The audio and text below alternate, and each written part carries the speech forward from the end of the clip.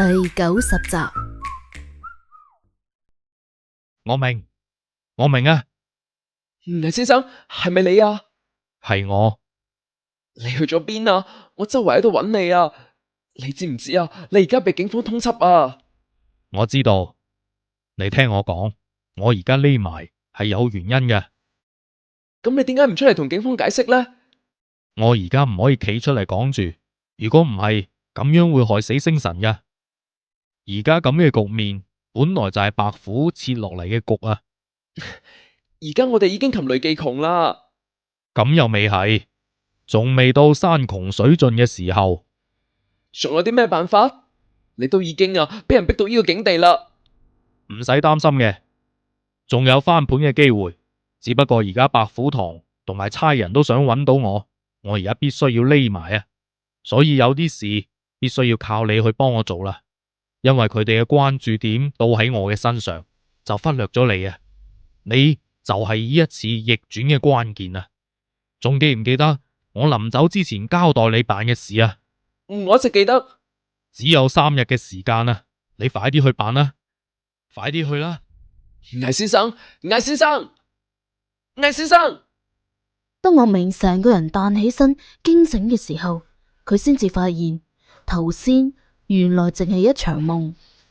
佢大啖大啖咁喘住氣，用隻手抹咗下額頭上嘅冷汗。呢個夢真係好鬼真實啊！真實到呢，岳明都唔可以相信佢係一個夢。岳明掀起張被，大力咁打咗下自己個頭，之後爬咗起身，行咗去客廳。個客廳依然係空溜溜嘅。佢坐喺梳化度，個身就縮埋一嚿。依家嘅季節係冬天，但係佢個身又唔覺得凍喎，可能係因為心寒啦。岳明再望一望嗰個茶几，茶几上面岳明已經執得好乾淨，淨係擺咗一個玻璃嘅煙灰缸。呢一個煙灰缸係鳥巢形狀嘅，次次岳明執屋嘅時候都會將佢放喺茶几嘅下面，咁樣就可以保持茶几嘅姿整。但係藝人冇呢，就成日將佢攞出嚟擺喺個茶几度，咁樣就方便佢食煙啊嘛。久而久之，岳明亦都唔執啦，所以呢個煙灰缸就好似平時咁樣擺喺茶几度，而個煙灰缸入面仲留低咗藝人冇食剩嘅煙灰。等等，唔啱，一個唔合理。岳明呢個時候諗到嗰個唔合理嘅地方嘅時候，自己喺度笑咗起身，即時成個迷惘嘅心就通透晒，成個人就輕鬆晒添。跟住佢就成個人好興奮咁去刷牙、洗面、着衫，搞掂完之後就出門啦。喺佢臨走之前，佢就摸咗一下一塵不染嘅地板，睇嚟琴日翻屋企嘅時候，佢將間屋執得好乾淨。岳明就揸住佢嗰架甲殼蟲喺度街度飛奔，但今日同琴日就唔一樣啦，唔係漫無目的噶，今日嘅目的好明確，佢要去揾一個人，一個可以幫到佢嘅人。佢將架車開到新希望大廈嘅門口，佢冇落車，而喺車度等緊。差唔多到咗中午嘅時分，岳明架車突然之間擁咗個人入嚟，但係岳明一啲都唔驚訝，因為呢個人係佢約嚟㗎。岳哥啊，你揾我有咩事啊？你有冇睇新聞？啊？咩新聞啊？洋洋依家就一頭霧水啦，佢係嗰種完全都唔睇新聞嘅，同外界簡直可以講話係隔絕晒嘅人，佢自然就乜鬼都唔知啦。倪先生出咗事啊！咩話？件事係咁嘅。跟住岳明就好詳細咁同洋洋講咗從林星辰失蹤到藝人冇失蹤嘅所有嘢。洋洋聽完之後個心就好難受啦，佢嘆晒氣咁講：唉，冇諗到魏先生竟然俾人通緝喎，真係戥佢唔抵啊！而家自怨自艾已經毫無意義啦。洋洋，我需要你嘅幫助。跟住洋洋就拍晒心口咁講：哥哥，你有咩吩咐，即管開聲啦。我洋洋一定會赴湯蹈火，竭盡所能嘅。我需要借用你嘅身手，幫我偷偷咁樣去揾一個人。岳明又開住佢嘅甲殼蟲嚟到望江樓公園。今次佢係嚟揾一個人，而呢一個人係日日都會喺虎南河道釣魚嘅南國先生。呢個南國先生又係怪人一個，佢日日坐呢度釣魚係用直鈎㗎，佢釣嘅唔係魚，而係人，一個需要從佢呢度攞料嘅人。而今日南國先生釣到嘅嗰一個人就係岳明。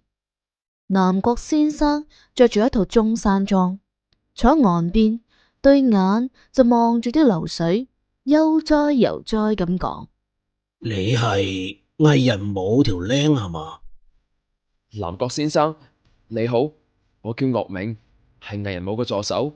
揾我係想問下藝人武嘅下落？唔係，魏先生嘅下落我不必知道，因為佢自己一定有辦法可以去躲避危險。咁你想問啲咩啊？我想問嘅係一個隨時都有可能遇到危險嘅人嘅下落。我唔可以講。點解唔講得啊？如果我話俾你知，你想知道嗰個人可能會被救出嚟，但係我就可能成為嗰個隨時會遇到危險嘅人。查實南國先生咁樣講係好有道理兼好明智噶。嗰個封神會強大到連藝人武呢啲人都鬥唔過嘅，更何況係眼前呢個南國先生啊！岳明自己就知道依家真係冇辦法喺南國先生呢度攞到啲多嘅料啦，於是佢就無可奈何咁講：既然先生可以話俾我聽，晚輩只可以告辭啦。嗰個南國先生又冇答佢，岳明就唯有走人啦。就喺岳明行咗幾步路嘅時候，就聽到嗰個南國先生自己同自己講：大若細，細若遠，遠若返，從邊度嚟就返邊度去啦。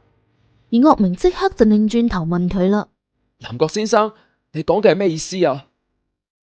嗰位南國先生淨係冷笑咗一聲，又冇答佢。岳明就拗晒頭啦，佢實在諗唔明白南國先生咁樣講係乜嘢意思。如果藝人冇喺度就好啦，佢一定即刻就 get 到個中嘅含義。跟住岳明就翻返上車，佢個心喺度諗，咁自己依家嘅下一步應該點樣做好呢？或者佢應該去嗰一個石室公園度睇一睇，因為方榮華喺度睇天眼嘅時候，就係發現白虎堂嘅綁架團隊喺嗰度跟甩嘅。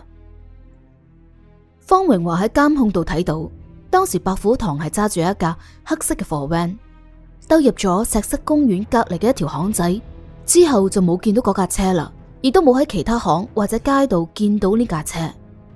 所以岳明諗嚟諗去，都係決定去嗰度望一望。既然白虎堂喺嗰度消失嘅，咁就一定會留低一啲蛛絲馬跡。藝人武成日都講，唔合理嘅嘢就一定會有一個合理嘅解釋，而合理嘅解釋就要靠自己去揾噶啦。一定要去嗰度睇一睇。跟住岳明就踩進油門，揸住佢嘅甲殼蟲，一路狂飆到嗰個公園。佢依家成個腦淨係得呢個諗法，好快脆，岳明就嚟到白虎堂消失嘅嗰一條巷。呢個係一條十字路口嘅巷仔，人亦都好少。依家呢個時候好少人喺度，而響路邊就停咗一架黑色嘅貨 van。岳明行近嗰架車，四周圍望咗一下，確定條巷度係一個人都冇㗎，跟住就從褲袋度拎出一條鐵線，將到車門撬開佢。喺岳明決定做偵探嘅時候，藝人武就將呢個手藝傳授咗俾佢。跟住岳明就入咗嗰架黑色嘅貨 van，好仔細咁搜查車入面嘅嘢。佢盡佢最大嘅努力去觀察每一個細節。架車一啲都唔姿整，與其話唔知整，咁不如話好鬼瀨啡。響車入面嗰啲塑料樽四周圍咁劈，仲有好多個腳印，而且座位同埋車窗全部都鋪滿晒好厚嘅灰塵。阿明就估呢架車應該係偷嚟嘅，或者係拆裝。如果唔係，唔會咁舊噶嘛。而且仲留咗好多唔同人嘅痕跡，但係車廂入面又冇任何掙扎過嘅痕跡。假如佢係清醒狀態，咁佢就一定會反抗噶，而且仲會盡佢所能留低啲線索添。但係呢啲線索，阿明一個都揾唔到。咁講明啲乜嘢呢？咁即係講明林星辰可能係一直保持昏迷嘅狀態。跟住阿明落咗架車，又好仔細咁研究咗一下呢一條巷。白虎堂消失嘅時候係日光日白嚟噶，當時條巷同埋各個街口應該都係人來人往噶嘛。佢哋究竟係點樣將一個昏迷嘅女性帶走呢？咁樣做嘅話，好惹人注目噶嘛。但係岳明佢就實在諗唔通呢一點。如果藝人冇喺度嘅話，佢可能即刻就可以拆穿白虎堂嘅把戲啦。但係依家冚唪唥所有嘅嘢都係靠岳明自己一個去分析，自己去調查。岳明就第一次感覺到做偵探真係好難啊！以前呢，佢仲話可以依賴阿藝人冇，依家呢個時候佢仲有邊個可以依賴啊？而眼前呢個情況，藝人冇真係要靠晒岳明噶。就響呢個時候，岳明佢個腦靈機一閃，佢喺度諗，要唔要打個電話俾阿全開呢？全開喺佢心目中嘅地位係除咗藝人冇之外，就到佢噶啦。如果真係可以將全開請過嚟嘅話，呢一個應該係目前最好嘅辦法啊！佢諗下諗下，岳明就拎出個手機準備打啦。唔得，唔可以揾全開嘅。如果我係俾佢救出嚟嘅，咁我寧願死鬼咗佢算啦。但係岳明嘅腦忽然之間浮現出咁樣嘅一句話，即時就搞到佢手窒窒，唔敢去撥通電話啦。藝人冇呢份人，佢嘅自尊心咁鬼強，佢肯定唔想阿全開嚟救佢噶。仲有啊，佢哋兩個人鬥生鬥死鬥咗咁多年，藝人冇佢一直係佔上風噶嘛。如果呢次請咗全開過嚟嘅話，咁佢哋嘅地位咪調翻轉咯。俾藝人冇知道嘅話，肯定餓足佢成世啊！唉，算啦算啦，岳明呢個時候就放低個電話，呢單嘢都係要靠佢自己先至得。咁依家佢應該去邊度好呢？